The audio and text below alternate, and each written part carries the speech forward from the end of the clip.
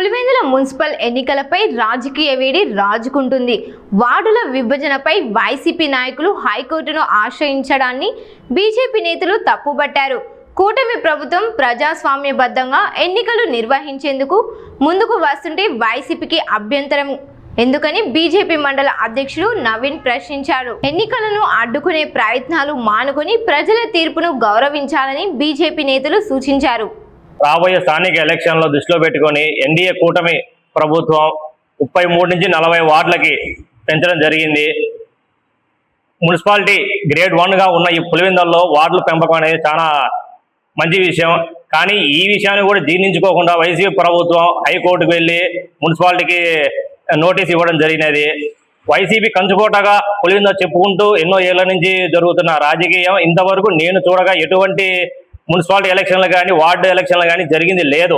వాళ్ళ స్వతహాగా సొంత నిర్ణయాలు సొంత కౌన్సిలర్ని నియమించుకుంటూ ఇన్నేళ్లు రాజకీయం కొనసాగిస్తూ వచ్చినారు వాళ్ళు.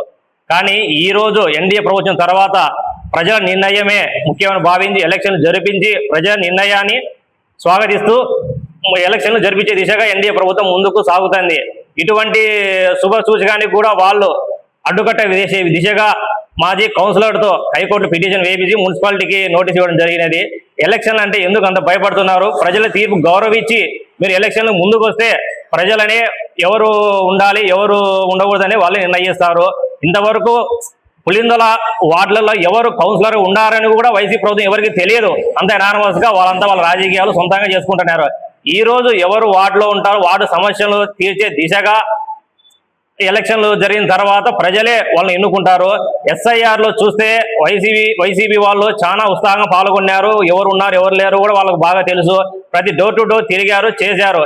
ఇంత చేసి ప్రజల మెప్పు పొందిన మీరు ఈ ఎలక్షన్లకు ఎందుకు భయపడుతున్నారు? ఎలక్షన్లో గెలవలేరనా, లేదంటే ఎలక్షన్లో మేము ముందుకు రాలేమనా, లేదా ఎలక్షన్ అడ్డుకొని ప్రభుత్వాన్ని చెడ్డపేరు దిశగా మీరు ముందుకు సాగుతున్నారు.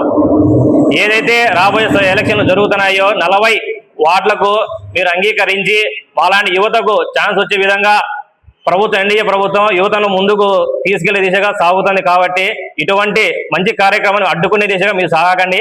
ఏదైనా ఉంటే ఎలక్షన్లోకి వచ్చి జనాలతో మెప్పించుకొని ఓట్లు వేయించుకొని మీరు గెలవండి. ప్రజా తీర్పును గౌరవించి ఎలక్షన్లలో ముందుకు పోదాం. అంతే తప్ప ఇలాంటి చిల్లర విధంగా రాజకీయాలు చేసి హైకోర్టుకి వేసి మున్సిపాలిటీకి ఆపే విధంగా ఎలక్షన్లు ఆపే విధంగా చేయొద్దు. ఇది మన అభివృద్ధికి ముందుకు సాగే దిశగా గ్రేడ్ 1 మున్సిపాలిటీలు ఉన్నాం కాబట్టి మనందరం ముందుకు సాగుదాం. ఏం వార్డులు పెంచడం వల్ల వచ్చే నష్టమేం లేదు. మహా అంటే ఆ పక్క సందు ఈ పక్క సందులు మాత్రం మారుతాయి, బూతులు ఓటేసే విధం మారుతాయి, అంతే. అంతకుమించి ఏముండదు. ఏదైనా సరే ఎలక్షన్లకు రండి, ఎలక్షన్ ప్రజా తీర్పు స్వాగతిద్దాం.